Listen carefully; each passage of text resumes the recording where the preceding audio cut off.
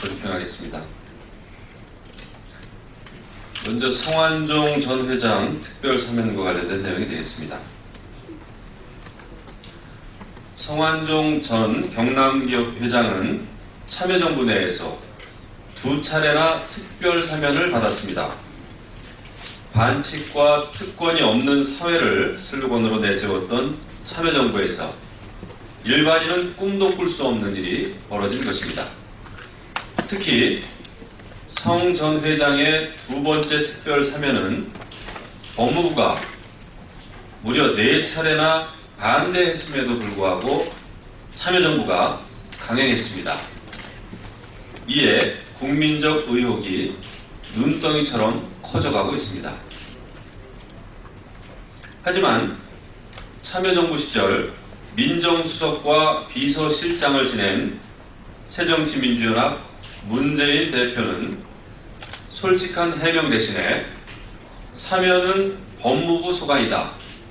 또 참여정부 청와대엔 더러운 돈을 받고 사면 다룬 사람은 단 한 명도 없다는 핵심 알맹이는 빠진 그런 주장만 되풀이하고 있습니다.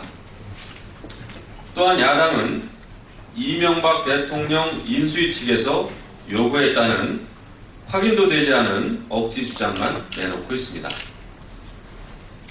설사 어느 누가 성 전 회장에 대해 특별 사면을 부탁했다고 하더라도 그것은 노무현 정부의 잘못된 특사에 대한 핑계에 지나지 않습니다. 문 대표는 당시 대통령 비서실장 아니었습니까? 문 대표는 성 전 회장의 특별 사면에 대해 정확한 해명을 해야 합니다. 문 대표는 어제 기자회견에서 이병기 청와대 비서실장도 사퇴해야 한다고 주장했습니다. 문 대표의 논리대로 의혹만 가지고 사퇴해야 한다면 특별 사면과 관련해 책임 의혹이 일고 있는 문 대표께서도 당대표직을 사퇴해야 되는 건 아니겠습니까?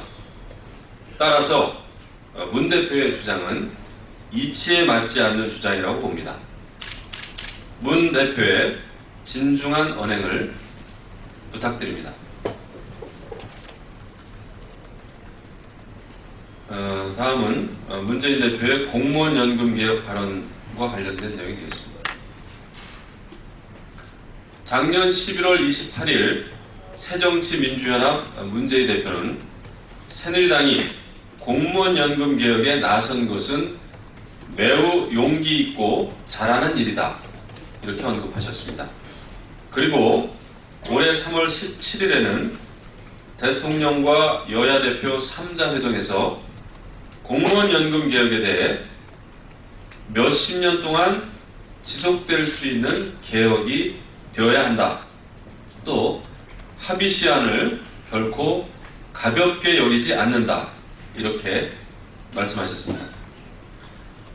그런데 국민과 약속한 5월 2일을 바로 코앞에 둔 지금 문 대표께서는 발을 빼고 등을 돌렸습니다. 무책임한 말 바꾸기는 국민의 신뢰를 땅에 떨어뜨립니다. 국가의 미래와 국민 경제를 생각한다면 다시 읽겠습니다. 국가의 미래와 국민 경제를 생각한다던 야당 대표의 발언이 실언이 되면 국민들의 희망은 절망이 됩니다. 약속과 실천은 정치인의 생명과도 같습니다. 제1야당 대표가 신뢰를 잃으면 정치는 바로 설 수가 없습니다. 문 대표의 공무원 연금 개혁 발언 허언으로 끝나지 않기를 바랍니다.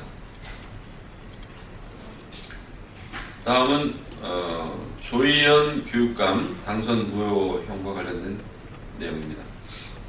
법원이 조희연 서울시 교육감에 대해 1심에서 당선 무효형을 선고했습니다. 허위 비방을 엄히 단죄한 법원의 판결을 환영합니다. 이번 재판에서 국민참여 배심원 전원이 유죄 의견을 내놨습니다. 이는 국민들이 거짓 선동을 더 이상 용납하지 않겠다는 뜻입니다. 병풍 조작 사건의 이회창 후보, 1억 피부과설의 나경원 후보와 같은 억울한 피해자가 있어서는 안 됩니다. 허위 사실이 선거 결과를 왜곡하는 일이 있어서는 안 될 것입니다.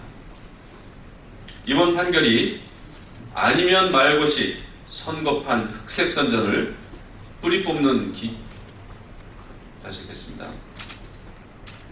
이번 판결이 아니면 말고식 선거판 흑색 선전을 뿌리 뽑는 계기가 되기를 기대합니다. 다음은 국회의 의무와 관련된 내용이 되겠습니다.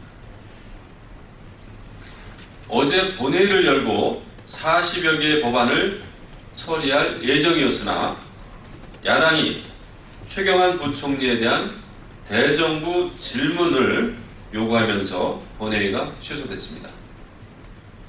4월 임시국회 회기가 2주일도 남지 않아 공무원연금 개혁과 경제 활성화 법안 처리에 상당한 차질이 빚어지고 있습니다. 환율 하락, 엔저 하락, 다시 읽겠습니다.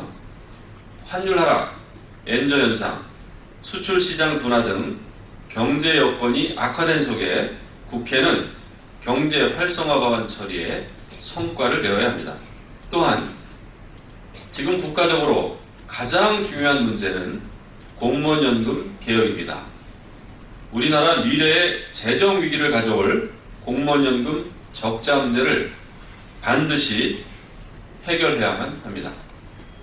국회는 본연의 임무를 충실히 이행하고 성과를 내어야 국민에 대한 도리를 지키는 것입니다. 무의미한 정쟁으로 성과 없이 끝나서는 안 될 것입니다. 짧은 기간이지만 박차를 가해서 경제 활성화 법안 통과와 공무원연금 개혁 문제를 해결하기 위해 총력을 기울여야 합니다. 야당의 적극적인 협조를 바랍니다. 이상입니다.